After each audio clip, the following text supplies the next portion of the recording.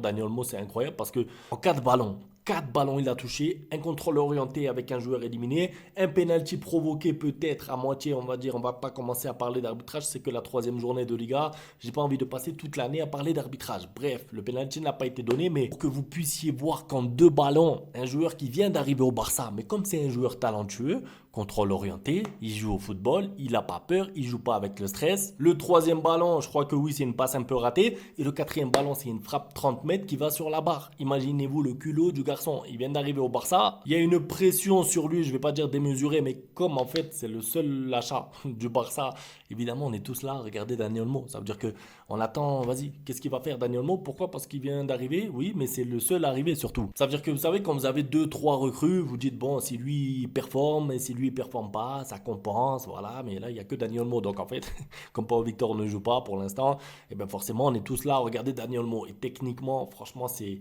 un niveau d'écart, 2 niveaux d'écart, pardon, avec Ferran Torres. C'est pas le même joueur. Alors vous allez me dire, oui, c'est pas le même rôle aussi, c'est vrai, parce que Dani Olmo, c'est pas un ailier gauche. À la base, il joue dans l'entrejeu, mais ce que je veux vous dire, c'est que c'est un joueur qui peut s'adapter facilement au jeu du Barça. Ce qui n'est pas le cas, et je le répète, de Ferran Torres, qui est un joueur trop limité. On peut l'encourager pour ses efforts, ça peut être un joueur de banc, mais si vous voulez gagner la Liga, si vous voulez gagner des trophées, si vous voulez être compétitif, ça passe par Ferran Torres écarté, en tout cas sur le banc. C'est obligatoire. En plus de ça, parce que j'ai pas parlé de ça encore, j'ai pas parlé de Dani Olmo qui marque le but de la victoire. Ça veut dire que moi, ce qui m'a plu dans la rentrée de Dani Olmo, c'est qu'il a joué sans complexe, il a pas eu peur, il a pris le ballon, il a demandé la balle, il tire de loin, il l'essaye et tout. Bref, irréprochable. Mais en plus de ça, le garçon est décisif. Il te prend les 3 points aujourd'hui. Ça veut dire que peut-être que tu fais match nul. Je crois que quand il marque, c'est la 84e minute. On est au bord de la fin parce que, alors oui, il y a beaucoup de temps additionnel à la fin, mais vu comment le Rayo gagnait du temps, vu comment c'était difficile, en vrai, il restait pas beaucoup de temps pour aller gagner ce match.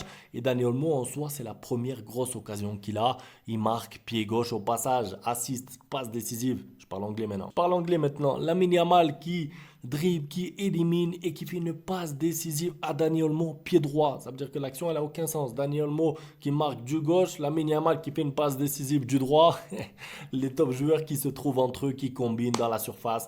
Et ça fait 2-1. Et quelques minutes avant, Lewandowski avait marqué le 2-1, but annulé. Il y a une faute de Koundé. D'accord, on accepte. Moi, je vous ai dit, je ne vais pas parler d'arbitrage. D'ailleurs, franchement, le match de Lewandowski aujourd'hui, c'est moyen, c'est moyen. Alors évidemment, il ne peut pas faire des top matchs tous les 4 jours.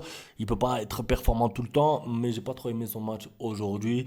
Il marque le 2-1 qui est ensuite annulé. Et c'est tout, en fait, c'est tout. Parce que tout le reste, il y a eu beaucoup de déchets techniques. En fait, pour Lewandowski, c'est compliqué comme ça à l'extérieur face à un bloc bas et tout, je le sais. Techniquement parlant, c'était difficile pour lui aujourd'hui. Mais je vous ai dit, je retiens le positif, l'activité encore une fois de Rafinha. Rafinha qui est passeur décisif pour le but de Pedri. J'ai pas parlé du but de Pedri, alors attention, parce que Pedri, j'ai vu à la fin, il est sorti blessé. J'ai confiance. J'ai confiance au fait que ce ne soit qu'un coup, parce que j'ai vu le ralenti, ça a l'air d'être un coup. J'espère, en tout cas, parce que c'est pas le moment de perdre Pedri, même si, bon, je vous mens pas, dans 4 jours, là, c'est la trêve internationale.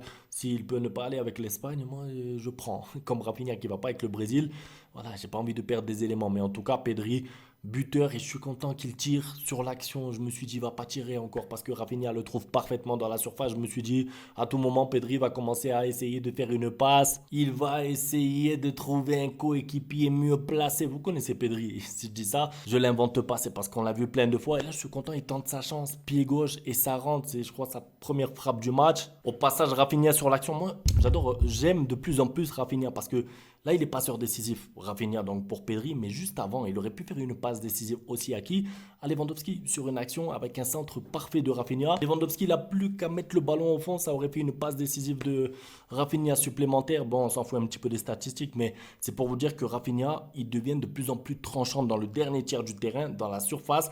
Techniquement, c'est de plus en plus propre, et tout ça en jouant à gauche. Parce que si vous regardez bien, quand Dani Olmo rentre à la place de Ferran Torres, c'est Rafinha qui passe à gauche. C'est Rafinha qui se donne. C'est Rafinha qui presse. Donc encore une fois, très content du match de Rafinha. Ça fait plaisir vraiment. J'ai aimé la rentrée de Fermin Lopez aussi parce que Fermin qui rentre un peu en mode catastrophe parce que Pedri sort pardon, à cause d'une blessure. Alors oui, sur la fin, c'était un petit peu la panique, mais j'ai envie de dire la blessure de Bernal, donc la sortie de Bernal, la sortie de Pedri, en fait, c'était des choses qui n'étaient pas prévues, qui ont fait que le Barça a eu du mal à avoir du contrôle sur le temps additionnel, 10 minutes. Au passage, les 10 minutes sont méritées. C'est moi qui les réclamais pendant le match sur Twitter parce que Le gain de temps du Rayo Vallecano, c'était horrible. Le temps gagné, les joueurs au sol, la pause hydratation.